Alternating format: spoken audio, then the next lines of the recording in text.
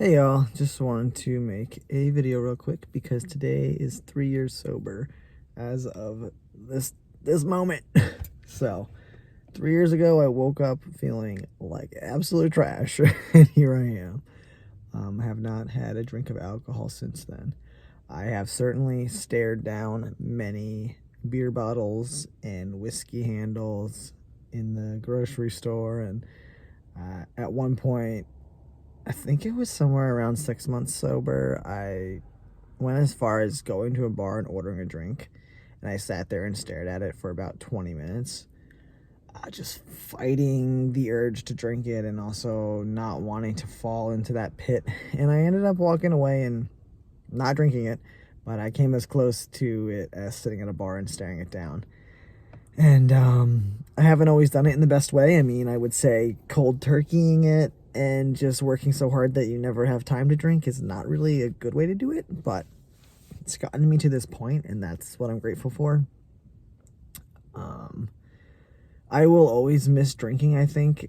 I miss the freedom I felt when I was drunk. I miss that feeling, when you know that you're like about to go over the edge of it. I miss all those things, but I know that like one moment of feeling that again is not worth throwing away everything that I have now, and I know that if I was to open that door, like, I would not come back from it. And so I just don't open the door. I reach out and touch the handle sometimes, but I don't open the door. I don't want to give up everything that I have going on in my life. Because 3 years ago, when I realized I was really struggling, I knew I was walking down a path where, like, if I didn't get it under control, like, I was going to die. I knew I was, like, really falling down the wrong path. I was drinking at work at that time. I was beyond a point where a normal person would be at. And I knew that, and I acknowledged that, like, 5 years ago. I was like, I have a problem with alcohol. But I just kind of thought that, like, I could do it. But I could never get past that 2-month mark. And so I just was kind of like, well, fuck this. Like, I'm just going to drink every 2 months. And, but that wasn't working for me either, because when I would do that, I would just, like, go absolutely nuts. Drunk for several days in a row, kind of nuts. And I always have felt like so much, like, shame around that, and around even calling myself an alcoholic. And I almost have, like, an imposter syndrome of it, because I, like, kept it from so many people that, like, it doesn't even seem like I was the only one who knew how bad it was.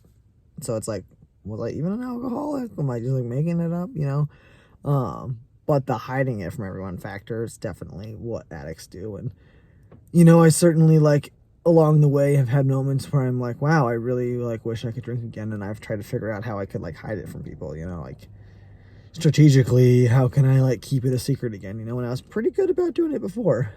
But certainly being married to someone, and, living with another person creates an automatic, like, I would come home and Han would know right away that I was drunk or that I had been drinking, because they can smell everything. So, not that that's the only thing keeping me from drinking, but, like, a big piece of it is, like, if I was to ever fall back into this, like, I couldn't keep it a secret. It just would not be possible. And, I have good supports in my life and things going on now where if something big and major happens, like, I think I can get through it without drinking. I will still think about drinking, but I won't act on it. And that's the thing. I let myself think about it. I let myself have these little fantasies, but I don't let myself act on them. And I think that's helped. Instead of trying to just, like, push away the thoughts and, like, ignore them, I just, like, play it out and say, like, okay, if you're going to do that, what's the resulting after? Because certainly, like, I would be so upset to break my sobriety now, because then I'd have to start fresh. I have 3 years sober. If I was to ruin that all for one night of relief in a time of trouble, I would have to start over, and I don't want to do that. I want to keep adding up. So, I miss alcohol. I do. I miss drinking, and it's so hard because our culture is, like, so heavily influenced by alcohol. There's, like, alcohol in every setting. Weddings, barbecues, like, even just dinner with friends, like, anything that you're doing that involves, like, socializing, there's going to be alcohol at. And I've gotten to a point where, like, that's okay, but certainly at first it was hard to, like, be the only person not drinking. And I can remember one time, so my church always does what's called beer and hymns. And so, like, we get together, usually at a bar, and sing hymns, and people drink beer, and, you know, it's fun. I've never been to the one at the bar, but one year it got, like, canceled at the bar, but we still had it at the church, so people just brought their own drinks, and we still did the whole hymn sing together. And I drove and met Grammy there, and Grammy brought me some Diet Coke from home so that I had something to drink, so that I wasn't, like, tempted by anything that somebody else had brought, and so that I could have something more exciting than just water. So, like, little things like that where someone else is, like, taking the steps to be like, hey, like, I know that you're gonna maybe want to drink here, so here, I'm gonna bring something else for you to drink instead. So you can feel like you're participating, but not, like, triggered, you know? So, sorry, my hand's falling asleep. I don't usually film on my personal phone. It's so big and heavy, but my work phone's inside. But yeah. Sorry, I'm just rambling, but there's a lot of, like, thoughts I have to try and sum up what it's like to be sober for 3 years. You know, it's like, it's just not something I thought I would ever get to, truly. Especially in the beginning when I couldn't get past 2 months. I mean, anything over 2 months felt like magic, you know? So I'm just grateful every day to be here and to have turned it around. Because I remember I was about 6 months sober. I saw the movie A Star Is Born, and that changed fucking everything for me. Like, his character was an alcoholic and a drug addict, and he died in the end. And, like, I watched that movie and I was like, this would be my life. Like, this is where I was headed. Like, and I knew, like, that scared me too. I was like, okay, I gotta stay sober, because if I don't, this is what's gonna happen to me. Like, I knew it. That's why in my life I've never touched drugs, because I knew that I would become an addict right away. That's my personality. Like, I escape from things by doing other things, you know, so I knew that I needed to not do that. So I saw that movie, and it, like, I remember I sat in the theater for like 20 minutes after, just, like, stuck in my chair, like, wow. It was like getting a window into what my life could have been if I hadn't been getting sober at the time. I was like, wow, that would be me. That would literally be me. And so yeah, I didn't want that to be my life, so I turned the boat around.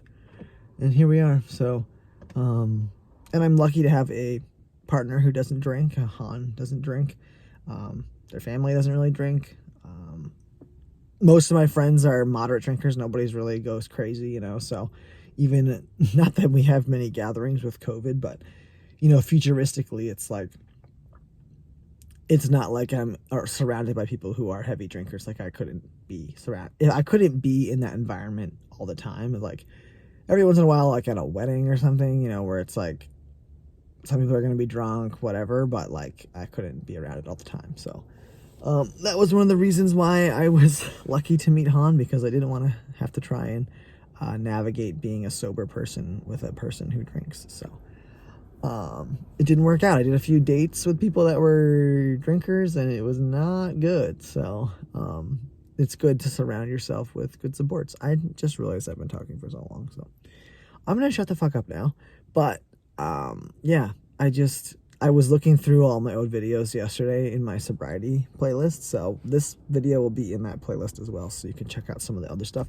It's very interesting to see how my thoughts have changed and evolved over time, and I made a little clip to put up on TikTok, so check that out. It's also on Facebook and Instagram, just kind of like a little summary of some of the stuff I talked about in old videos. But anyway, I'm lucky to be here. I'm glad to be here, and here's to many, many more years. So thank you for watching this. If you watched the whole thing and listened to me babble, I appreciate you.